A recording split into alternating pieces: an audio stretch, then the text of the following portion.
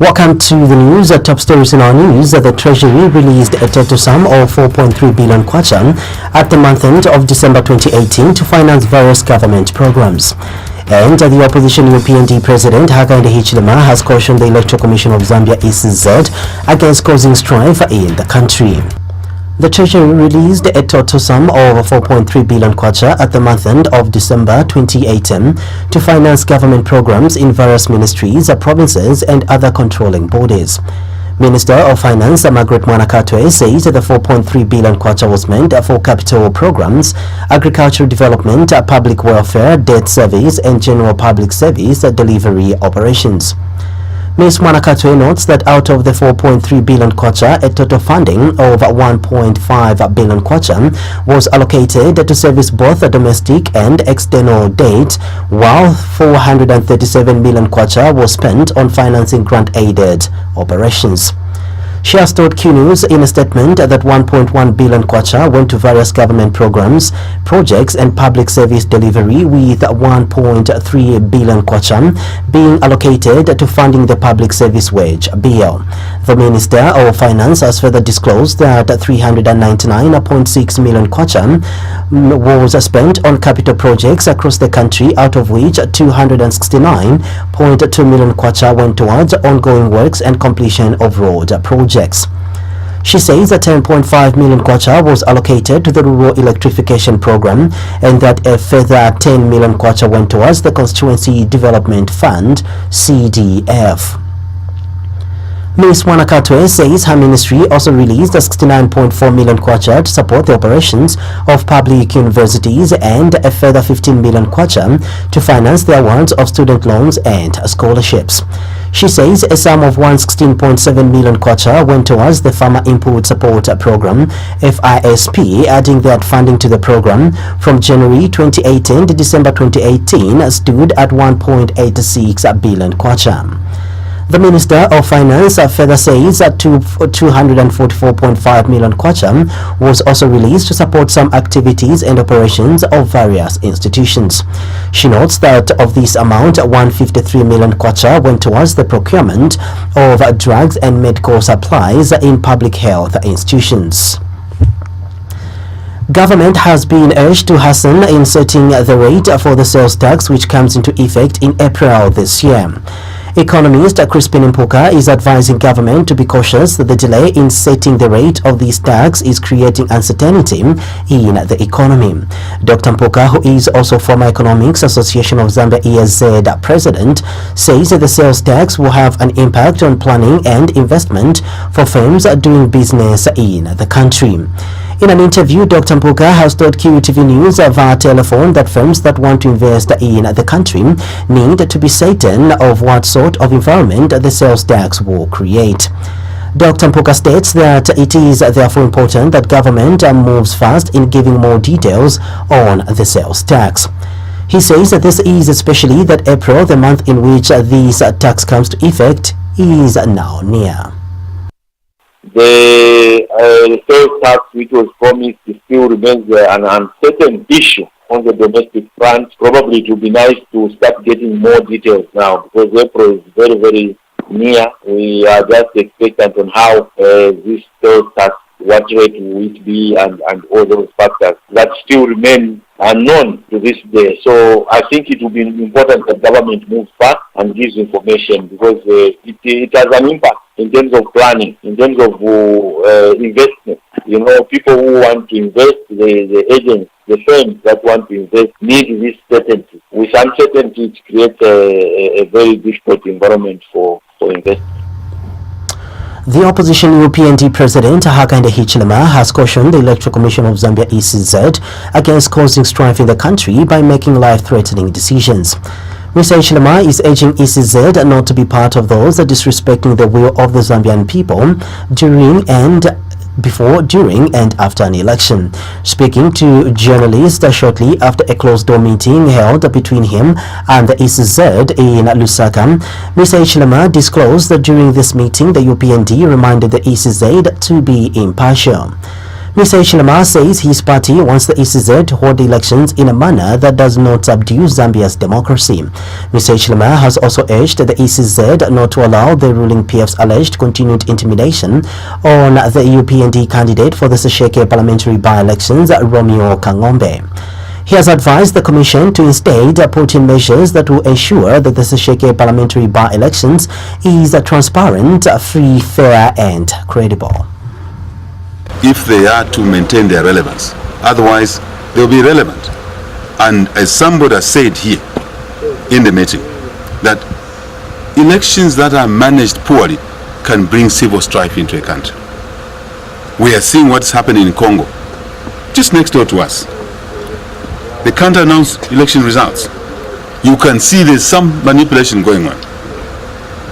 And we don't want that to spill over here. In fact, maybe we, following what happened in 2016, maybe we exported this hooliganism into Congo ourselves, as Zambia, I mean. So that's amongst the things that we came to discuss here. So we expect our candidate to file in there, not to be abused by the PF using the police, and the Electoral Commission is sitting watching, and then they go and file nominations on the 10th of January. This is their duty. They receive salaries, taxpayers' salaries, your salary, you pay them their salary to do what we've asked them to do. But we also know that they're being abused by the PF. We all know that. So it's not a matter of assurance, it is to do their duty. If they Mr. Hichilema's delegation at the ECZ included among other senior party officials, Party Vice President Geoffrey Wanyamwamba and Secretary General Stephen Katuka. Acting Minister of Justice Stephen Kampyongo has acknowledged that Zambia remains far behind in completely addressing challenges experienced in correctional facilities. Mr. Kampyongo, who is also Minister of Home Affairs, says there is still need to resolve the inherent legacy problems of inadequate correctional facilities and resources in the country. He notes that this is notwithstanding the fact that government has demonstrated its commitment to improve correctional facilities and the upholding of human rights of incarcerated persons. Speaking at the ceremonial opening of the 2019 Lusaka High Court Criminal Sessions, Minister Kampyongo also urged the judiciary to put in place measures to decongest correctional facilities in the country.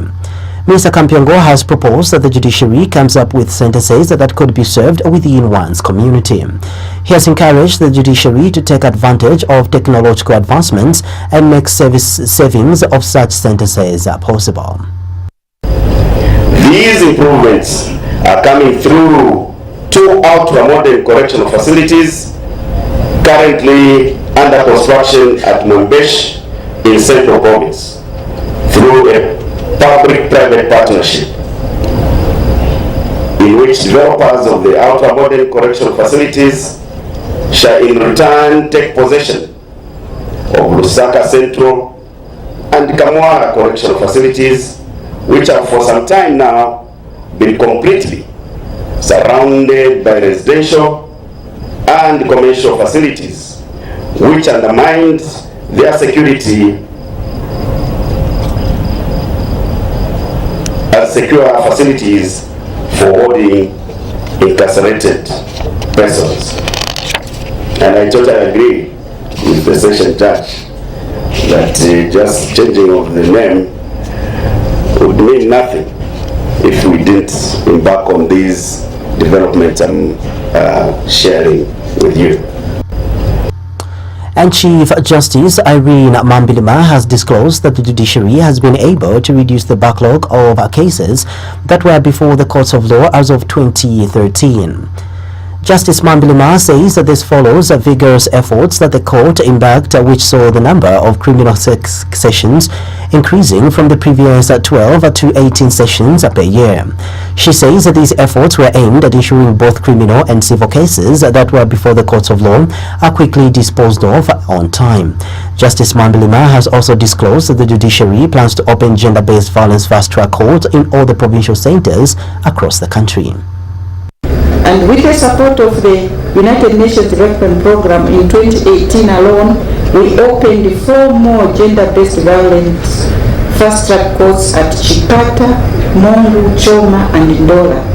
This has brought the total number of gender-based violence fast-track courts to 6, the other 2 having been opened earlier at Kabwe and Lusaka. Our plan is to open these fast-track courts in all the provincial centers and progressively in selected districts.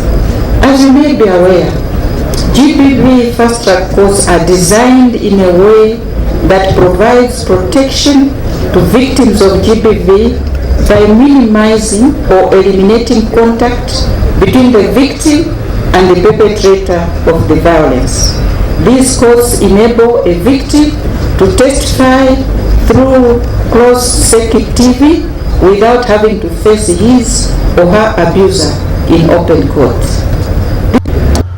The Nevers member-led MMD faction has justified why its leader was invited at a recent meeting at 3 church mother bodies called ahead of the national dialogue process.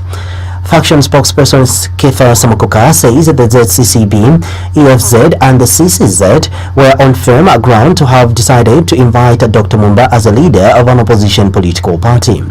In a statement to Q News, Dr. Mkuka says that the 3 church mother bodies are correctly following court proceedings in which the former ruling party's leadership is still in contention. Dr. Mkuka says that this explains why the Felix Mutati MMD is now allegedly showing desperation since the said recent meeting called by the 3 church mother bodies was held. He alleges that the Felix Mutati MMD is afraid that their status as leaders of the former ruling party will soon be exposed. Dr. Mkuka says that the Felix Mutati group has also realized that it was only the Zambia Center for Inter-Party Dialogue, ZCID, they found easy to manipulate in recognizing it as the true MMD. He states that his faction, however, calls on the ZCCB, EFZ and the CCZ to remain firm and ignore disgruntled individuals who are trying to hijack the long-awaited national dialogue. The church totally ignore the sentiments which are coming from Honorable Felix Mutati and his colleagues, because those sentiments are baseless. They don't have any merit at all. We all know that the church has been instrumental in spearheading peace and many other projects for the betterment of the Zambian people.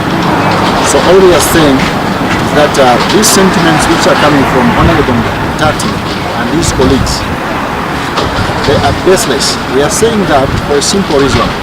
These are people who've been abusing the courts, and these are people who don't have actual regard for the rule of law. These are people who've been going around the country doing all sorts of things in the name of their political party, which does not even exist at all, disregarding the paramount laws of this country. Still in the news, directors and heads of statutory bodies at the Ministry of Tourism and Art have been called upon to follow procedure when executing institutional mandates this year. Ministry of Tourism and Arts Permanent Secretary Howard Sikwela has warned that punitive measures will be applied against any director or head of statutory body if they do not follow laid-down procedures. Reverend Sikwela states that there should be no shortcuts in the procurement process of the ministry in 2019, as he will not hesitate to punish any defaulting officers. He says he too, as permanent secretary, will not be spared by his superiors if he is found wanting in this year. Reverend Sikwela notes that his office will now not be allowed to sign any contract before it is cleared by both the Accountant General and Attorney General. He said this when he officially opened a workshop on various legal and policy updates for his ministry in Lusaka. This is according to a statement issued to Q News by Ministry of Tourism and Arts Public Relations Officer Sakabilo Kalembwe. Lusaka Province Minister Bowman Lusambo is saddened by the lawlessness where land belonging to Lusaka Water and Sewage Company LWSC is being encroached. Mr. Lusambo says that letting people to continue allocating plots on Lusaka Water and Sewage Company's land is risking to the lives of the people using water supplied by the utility company. He has, however, promised to work hand in hand with officers from the Lusaka City Council, LCC, the Provincial Director of Health North and the LWSC to manage the issue of encroachment. Mr. Lusambo has cautioned people in Lusaka province to desist from intruding on land belonging to the LWSC as they will be faced head-on. Here is more in the following report. The recent news of water contamination by the Lusaka Water and Sewerage Company in some selected parts of Lusaka has left many worried. Others are concerned about the safety of water that they are consuming. Government, however, has not taken this issue lightly. This is why today, the Lusaka Province Minister, Bowman Lusambo, inspected the Lusaka Water and Sewerage Company water points, accompanied by Lusaka District Commissioner, Captain Davis Molenga, and officers from Lusaka City Council. Mr. Lusambo was not happy that some structures have actually been illegally built on some of these water points. N'abantu mukasanga George tababukiri abantu says to eliminate anyone here in George tamukwete na control ku chintu chenu na muchishafe amenshi na yesa amenshi na yesa MD kulwafye tentulwe na baobe ndanaba kwatama kabala tuma bamutoba tuchitese tatureba mona tuse mukulanga cyane ndapari n'icyo kulanga ndai mwegeti yani request land request because that the nikuru ngamwe fatimba na indiboho you want to have a new boho protecting the protect this when it's already in private hands. Arot mumone no kuna PS abature ya mumone ngani Ministry of Lands and Local Government tumwitana PS wa local government Ministry of Lands bonze ndeba kwa what can go on like this sure chalo zona mture angashe kwangashe chalo hivi so Lusaka Water and Sewerage Company Managing Director Engineer Jonathan Kampata had this to say. The major challenge the issue of land allocation and refreshments. We find that where facilities are, they've been there for a number of years. We find that people can come in getting back, they've been allocated that land. And this is despite us making many efforts in terms of objections. Even as we speak now, we've got an objection which we have launched for the land which is in Kafue, where we have our treatment plant. There are plans to allocate plots there, and we have objected that even as a company, this is going to compromise on the quality of water which is being produced there, as well as compromise on the future expansions.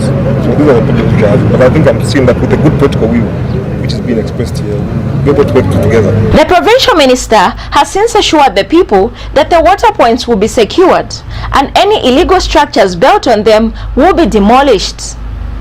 Martha Katambi, reporting for QTV News. Still in the news, the Center for Trade Policy and Development, CTPD, has charged that the mining companies must stop using mine workers as tools for bargaining in negotiations on the proposed mine tax changes. CTPD Executive Director Isaac Maipopo says that this bargaining strategy is manipulative. Mr. Maipopo has advised government not to condone such corporate behavior. He says that the CTPD is concerned that every time there is a standoff on tax changes, mining firms are quick to use mine workers as sacrificial lambs in the bargaining process.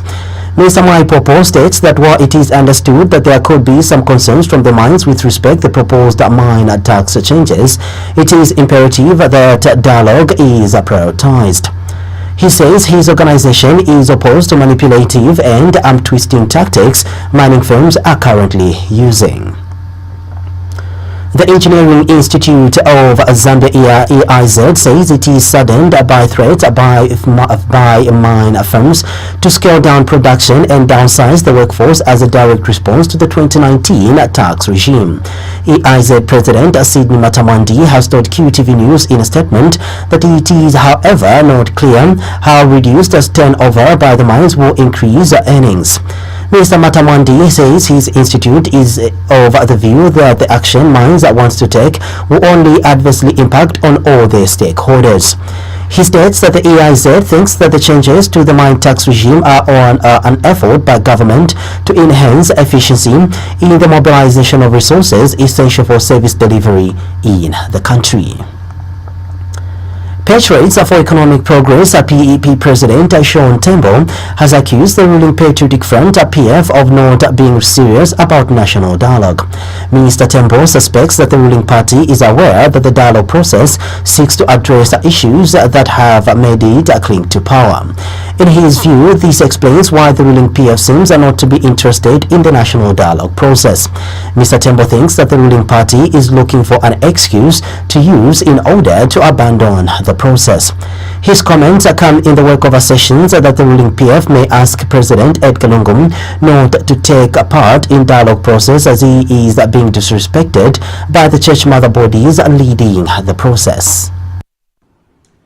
As Patriots for Economic Progress, we have taken note of the statement that was recently issued by the Tourism Minister, Mr. Charles Banda, in which he threatened to withdraw President Lungu from the ongoing national dialogue process on the basis that the president was being disrespected by the three church mother bodies. Our position is that the PF have never genuinely been interested in this national dialogue process. The reason is quite simple, and that is because the national dialogue process seeks to address the tools which the PF used to cling to power, including the abuse of the Public Order Act, the abuse of the media, the abuse of electoral rolls through bribing of voters using taxpayers' money. So generally, there's no way that the PF would want to have the tools which they use to keep in power taken away from them using the national dialogue process. In health news, a community worker in Lusaka's Chilenje Township has appealed to the Ministry of Health to devise new ways of ensuring people on antiretroviral therapy do not default on taking their drugs. Isaac Sakala has observed that a lot of people are now defaulting due to various reasons, which he says requires urgent attention. Mr. Sakala has suggested that government restricts people from collecting their antiretroviral drugs from any health facility. He is opposed to the current policy where patients can collect drugs from any health facility, as it is becoming difficult to track such patients in an event that they default on taking their drugs. People who are accessing, some people who have been accessing ART for quite some time. Yes, in the process, they have stopped. And because of their stopping, they have lost their lives. So upon realizing to say that most of these people, most of our clients who have been doing that have lost their lives, I tried to move on the ground and try to find out what could be the problem. But the problem I got was that no, Nalema, Kuma Mkwara, no, Mkwara Wapaka, Mbodi Yanga, so in Oronife, you know, it's just like that. Then the other problem which I saw was that, you know, if I stay in Chilenje, then I go to Cheston to access drugs from Cheston. Okay? Now, if I default as somebody, as a resident of Chilenje, the problem that comes is that the people, my record is in Cheston, and those people in Cheston, one, don't have the transport. Okay? Two, the residential address where I'm staying, they are not too familiar with the place where I'm staying. So it becomes very difficult for the people in Cheston to come to Chilenje and do the contact tracing. The Human Rights Commission is saddened by the death of Constable Lennox Kapila, who was shot by a fellow police officer identified as Constable Edwin Kavasia following an argument at Minali Police Post on Friday 4th January 2019. The Commission has condemned the killing of the police officer and regrets that the life of a law enforcement officer could be lost in such a barbaric, cruel and reprehensible manner. Commission Principal Information Officer Simon Milombi says it is shocking that a police officer can shoot a fellow police officer on duty for abiding by his professional ethics by declining to attend to a civil case reported by the assailant's wife, but instead correctly advised the complainant to seek recourse through civil litigation in the courts of law. Mr. Mulumbi says it is unfortunate that Constable Edwin Kavasia, who was expected to understand the law and the procedure for dealing with civil matters, decided to take the law in his own hand.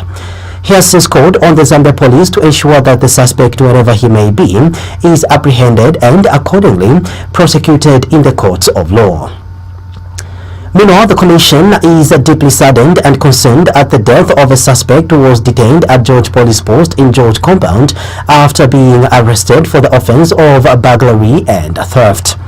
Minister Mulumbi has since called on the Zambia Police Service to get to the bottom of the unfortunate death of a suspect at the hands of the named police officers and neighborhood watch officers of George Police Post, or to ensure that justice prevails and those found wanting be held accountable and in accordance with the law of the country. As we end the news, a recap of stories making headlines. The Treasury released a total sum of 4.3 billion kwacha at the month end of December 2018 to finance various government programs. And the opposition UPND President Hakainde Hichilema has cautioned the Electoral Commission of Zambia ECZ against causing strife in the country. That ends the news.